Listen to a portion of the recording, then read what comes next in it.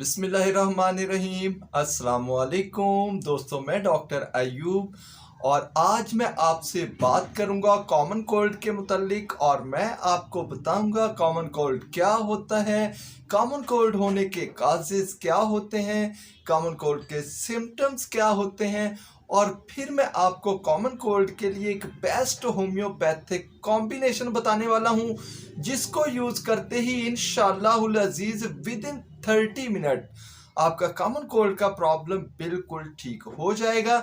लेकिन ये सब जानने से पहले मेरी आप लोगों से रिक्वेस्ट है, अगर आप मेरे चैनल पर नए हैं तो मेरे चैनल को सब्सक्राइब कर लीजिए, साथ में लगे बेल आइकन को प्रेस कर लीजिए ताकि जब भी मैं कोई नई वीडियो अपलोड करूं तो आप उसको सबसे पहले देख पाएं। तो चलिए अब हम जानते हैं कि कॉमन कोल्ड क्या होता है। दोस्तों, कॉमन कोल्ड से मुराद होता है सर्दी खांसी, यानी अगर आपको नज़ला जुकाम खांसी का प्रॉब्लम हो जाए तो इस कंडीशन को हम कॉमन कोल्ड कहते हैं। और अगर आपको कॉमन कोल्ड का प्रॉब्लम होता है तो वो क्यों होता है, चलिए अब हम जान लेते हैं कि काजेज ऑफ कॉमन कोल्ड क्या होते हैं। तो दोस्तों, कॉमन कोल्ड का सबसे बड़ा काज जो होता है वो होता है रीनो वायरस। अगर आपको रीनो वायरस का इन्फेक्शन हो जाए तो उसकी वजह से आपको कॉमन कोल्ड का प्रॉब्लम हो सकता है और यही इसका सबसे बड़ा काज होता है। इसके अलावा बहुत रेयर काज बनता है बैक्टीरिया, लेकिन वो भी इसकी काज बन सकता है। इसके अलावा अगर आपको सर्दी लग जाती है तो उसकी वजह से भी आपको कॉमन कोल्ड का प्रॉब्लम हो सकता है। तो ये थे इसके काज। चलिए अब हम जान लेते हैं कि इसके सिम्टम्स क्या होते हैं। अगर आपको कॉमन कोल्ड का प्रॉब्लम हो तो रनी नोज यानी आपकी नाक बहने लगती है। अगर आपको कॉमन कोल्ड का प्रॉब्लम हो तो आपको स्नीजिंग हो सकती है, बल्कि होती है, और स्नीजिंग होने के साथ साथ आपकी आंखों से पानी भी बह सकता है, इसको हम वाटरी आइज कहते हैं। और अगर आपको कॉमन कोल्ड का प्रॉब्लम हो तो इसके साथ साथ आपको सोर थ्रोट यानी गले में सोजश का प्रॉब्लम भी हो सकता है, इसके साथ ही आपको फीवर भी हो सकता है। तो ये थे इसके सिम्टम्स। चलिए अब हम जान लेते हैं इसका बेस्ट होम्योपैथिक ट्रीटमेंट और बेस्ट होम्योपैथिक ट्रीटमेंट के लिए बेस्ट होम्योपैथिक कॉम्बिनेशन।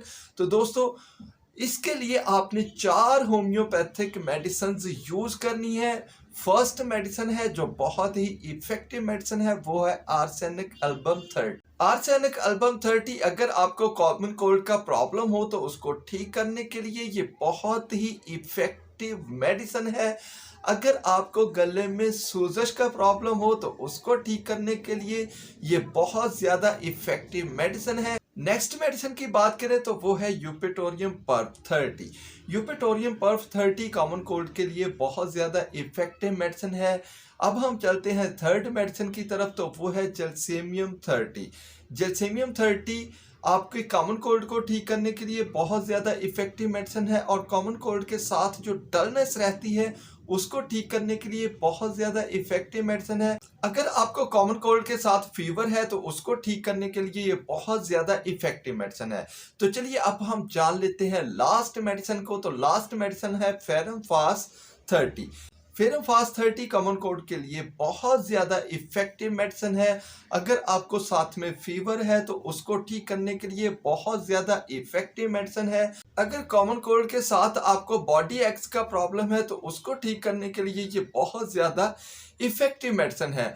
अब हम बात कर लेते हैं कि आपने इनको यूज़ कैसे करना है। तो आपने इन चारों मेडिसिन को बराबर मिकदार में लेकर मिला लेना है और मिलाने के बाद अच्छे से इनको हिला लेना है। हिलाने के बाद आपने इनके 10 कतरे सुबह, 10 दोपहर, 10 शाम, दिन में 3 बार यूज़ करने हैं। लेकिन फर्स्ट जो आपकी 3 डोजेज होंगी वो आपने 10-10 मिनट के बाद 10-10 कतरे रिपीट करते जाना है, एक घूंट पानी में मिलाकर। आप देखेंगे इंशाल्लाह विद इन 30 मिनट्स ही आपका जो कॉमन कोल्ड का प्रॉब्लम है वो बिल्कुल ठीक हो जाएगा।